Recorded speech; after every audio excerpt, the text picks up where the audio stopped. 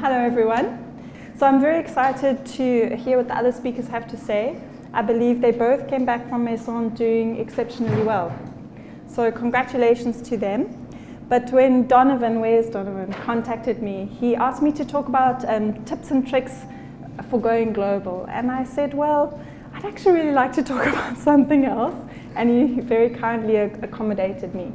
So where I am today, in 3 weeks' time, I'm going to be 43 years old, which means I started working in the design industry in 1996. So I've seen 20 years of emerging from a design industry that was focused on bomb-proof bins and designing rattles to this really burgeoning, healthy, confident design industry, which we have today. And I think 20 years is a really nice span of time to have seen that progression.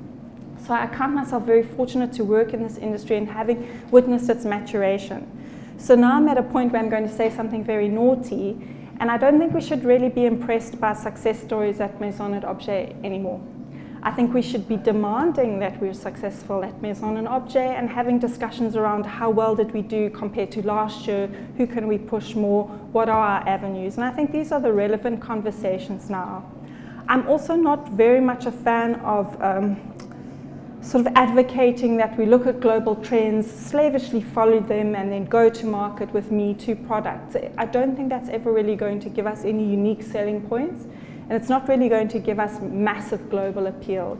So I think the success stories that we're seeing in the South African design industry through people like Porky Heffer and Andile Delvani really are testament to the fact that what we have to develop is our voice, our uniqueness, and our proposition as being singular within the global context.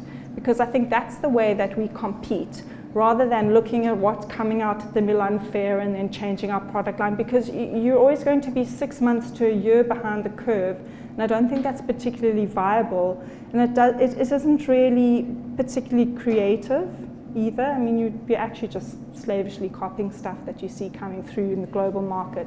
So I'm not here to advocate that. I think you can build very successful businesses doing that. A lot of people have them, but that's not really the focus of my talk. What I want to show you are a couple of case studies. I've come through the design industry working as a journalist.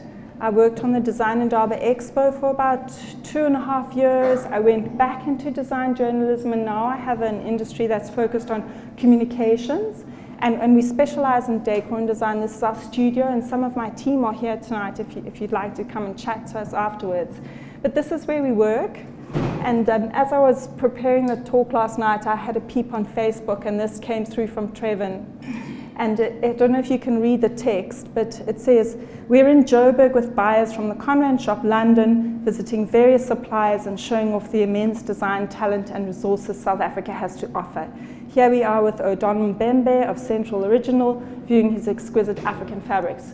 So this is fabulous. You know, it's wonderful to go to Maison, but not everybody can afford it. Not everyone gets support via the DTI and through the CCDI to take part at a pavilion or even have a stand at shows like Maison. There's only a select few who go. So I think take heart in the fact that buyers are very much looking to the African continent, looking to South Africa, have been coming and buying here for a good 15, 20 years already. So, you know, going to Maison is important, it's critical, it's a wonderful way to open up to a new market, but it's not the only way to do so. So it was wonderful that this came through just as I was preparing this talk. But now I'm going to show you some of the things that I think are developing what I call singularity or uniqueness in order to differentiate themselves and create a point of difference that makes them special. And one of the things that I saw coming through this year with 100% Design South Africa, it's a sister show to 100% Designed London, Shanghai, Tokyo, Singapore. They are not connected in the sense of management, they just have a licensed trademark. But 100% Design South Africa for its 2016 show took a very decidedly African direction. Now, as you know, Africa and Africanismo has been very hot on the global agenda for quite a while. It is the moment of the continent. The continent has a vibrancy, design voice, and direction that is completely fresh, that is having its moment in the sun. But if you look at anything from the campaign for 100% design, very influenced by a traditional African mask, but stylized. This was done by Adam from Deep Design. And also this image here, which comes from the entrance feature of the show, which was something inspired by the 4 compass direction points of Africa. So design, colors, and object from north, south, east, and west of Africa. So really encompassing the continent and looking at the different textures, colorways, and influences from different areas of the continent. I think that when it comes to African design, it's important to not clump the continent into one thing. It's distinct from country to country, even from region to region within country. And I think a little bit of a more sophisticated thought around Africa and what is Africa can help a lot in how we position ourselves to the world. The other thing that was really distinctive at the show was an exhibition called Picture Africa, which was curated by Kathy O'Cleary. This is some of the source material that she used as the basis of her show. So she gathered images from fashion designers, photographers, artists from all over Africa. And then what she did was she put these images against a backdrop of fabrics that textile designers had designed and created. And she put them together in a very, very interesting, unique way. This exhibition gathered a lot of interest, a lot of media attention, a lot of critical attention, a lot of acclaim. But it was a very, very strong positioning statement for a trade show. So if you look at the South African landscape of trade shows, so you've got your Decorex and your Homemakers Fair, and you've got 100% Design South Africa. I think there was also the Inspire Trade Expo. But this is a very strong way to create a point of difference for something like a trade show by doing something that's quite singular. And there's the article that Visi did on that. It said, because Africa looks like this. And I think as the makers of product, as designers, we're sitting at the lip of a giant lake of incredible inspiration that we can really draw on and tap into to create products that people outside of Africa, as in what I would call the diaspora, don't have such immediate access to. So if you're looking for inspiration that is going to drive some sort of difference or uniqueness into your work, I think look to where we are. The other case study I'd like to share with you is Willow Lamp. So uniqueness is not just about where you draw your inspiration from or what you're reflecting and who you are. It's also about the form of an object being quite singular. I think if you try not to derive the form of your product from other things that you've seen, you may distill, you may even draw influence, but try not to be too led by other things that you've seen visually. And then what happens is that you create a moment of what I call refreshment. I don't want to say newness. I think newness is a very loaded term. But I think in the case of Willow Lamp, what you get is a really singular range of design pieces that have not been seen before. And I think what South Africa has in a designer like Adam Hoots, who's the creative director of Willow Lamp, is a real point of difference in form. So if you look at what Willow Lamp does, these incredible sort of drooping, soft, willowy chandeliers are all put together from a bath chain. It's a really simple concept. Adam was an architect. He was working at the time on massive safari lodges, 5-star sort of premium destinations.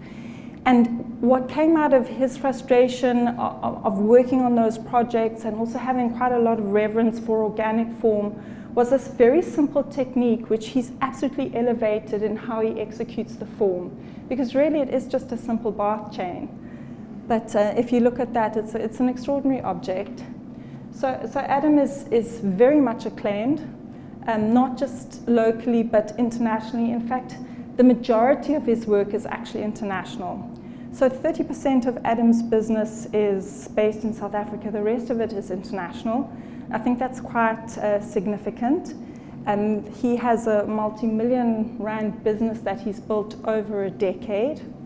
And that's through doing one thing exceptionally well, but with paying absolute attention to the form. So here's a spread on Willow Lamp in Dark magazine in the UK. And another one here from the Dutch How to Spend It. I don't know if anyone can pronounce that better than I, but the Het Financiële Dagblad. But that's a beautiful double page spread on Willow Lamp. And then this is Adam's most recent piece. He launched it at 100% Design South Africa, Maison et Objet, and 100% Design London very recently. And I think what's incredible with Adam is that he's just completed a commission in Dubai for a palace. He did 150 chandeliers? 150 chandeliers for a palace. I think the grandparents each had their own wing. And he's done a massive residential commission for a private residence in London, which is a 5-meter drop. But most significantly, he was awarded the commission to do 4 clustered chandeliers, each weighing 3 tons, for the foyer of the new Crown Perth Hotel in Australia. So he's very much on the global stage, and this case study really reinforces what I'm trying to say to you about having a point of difference that is really special and very desirable. So here's another case study, but in a completely different sector. In-house Brand Architects are an interior design firm. They're one of the leading design firms in South Africa. They currently have offices in Cape Town, Johannesburg, and in London. We've been working with them for about 3 years now. And they are, I think this month, in 3 books. This one, Aidan Hart, the creative director, was invited to be the guest editor. They've been included in Frame's most recent publication. Frame Publishing, Frame bring out a magazine. I'm not sure if everybody knows it. It's a European magazine. And then once a year, they bring out a book, which is sort of the best of the design from that year. And then In-house very regularly appears in prominent international publications like Wallpaper, like Arcello, the Retail Design Blog, The Quotidien, what is this one, Trend Hunter, Design Boom. I'm not sure if people are very well familiar with the international design press, but this is influential publications at the very highest level. I think Design Boom, their daily newsletter, has 80,000 subscribers. So what I wanted to focus on for in-house, and I've only shown you a small snippet of their work, is this project. They were asked to turn an unused lounge area in a Fresno home into a recreational area for the teenage son of this family. And what they did was excavate a skate bowl. So it's an extraordinary application of design thinking, technical expertise, and beautiful execution to create a moment of something very different. I don't know about you, but I'd never seen a skate bowl like this inside a home. I've seen them in private residence gardens, but this is literally in the lounge. So let's see what happened with this story. What happens when you do something that is extraordinary? So Visi did a 6-page story on it, but it's gone international. So I'm just going to go quite quickly through this. It's a lot of coverage, and it's not all the coverage, and I've excluded all the social media where it went quite viral. So let's have a look. Dwell, I'm not sure if everyone's familiar with the American publication. Contemporist, Hypebeast, which means that when you post something on Hypebeast's Facebook page, it gets 976 likes and 89 shares within minutes. So I'm just going to go through some of this, so just so that you can see. And the point I'm trying to make with this is the high level of interest from the global community in design work from South Africa. And it's not to be underestimated that we have avenue and we have desirability, but communications are key in delivering that message to the global market. And I think that's a really important tool in your toolkit in trying to reach the global market. It's being able to message what you're doing to the right channels so that your audience, your intended target audience, can receive that message from you. So off we go. Coolest teen hangout. And this teen's man cave is every skateboarder's dream hangout, and then they start to take it into the celebrity realm as well. We'll see that a little bit later. The stuff of legends, man cave. I think it's really, for me, very nice to be able to demonstrate that if you do just message what you're doing in the right way, you will be rewarded by the attention that your work deserves. I did say there was a lot, right? Okay, celebrity homes, there we go. I'm just waiting for the call from LA. Okay. All right, so I've shown you a couple of case studies, and I've asked you to look at being singular or unique in what you're doing. But I do think it is important that even if you are doing that, you need to be aware of the zeitgeist, of what is feeding people, what the cultural anxiety is, what the cultural celebration is, across what I call the global community, because that is feeding consumer appetite. And consumer appetite is important because that's what drives what people want to buy. So in order for what you're making to remain desirable, you do need to make sure that you're touching the pulse point of what it is that people are craving. And I think one of the ways to update what you're doing without changing the form is to look at color. For me, color is always a quick fix because color is seasonal. And you know, if you have stock from 2002 in gray, that not many people are buying that anymore because they all want it in baby pink. Has this happened to anybody in the room? I see smiles. This happens. So updating your forms with color is key. So what I've done quickly is I've looked at a couple of the colors that I see coming through for 2017. It's not conclusive. I've really picked out the ones that I think are going to be the strongest. So I'd like to show you some of those now. So Pantone, they always release a seasonal palette, and then they release a color of the year. But Pantone, very influential. They work a lot with large retailers to embed these palettes in retail ranges before the palettes actually break publicly. So you'll probably see a lot of these colors in store already.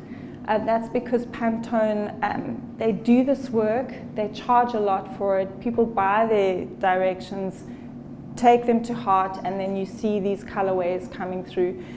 People often ask me, is it the tail wagging the dog or the dog? I think that it is irrelevant because this is what happens.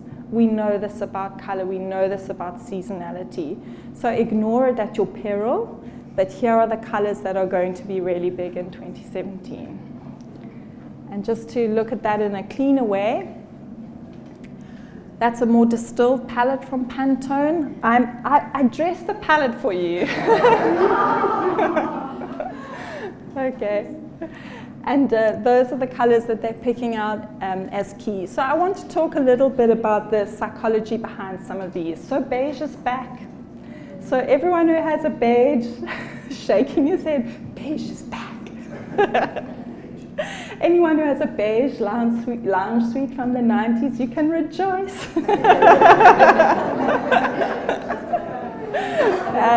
And accessorize accordingly.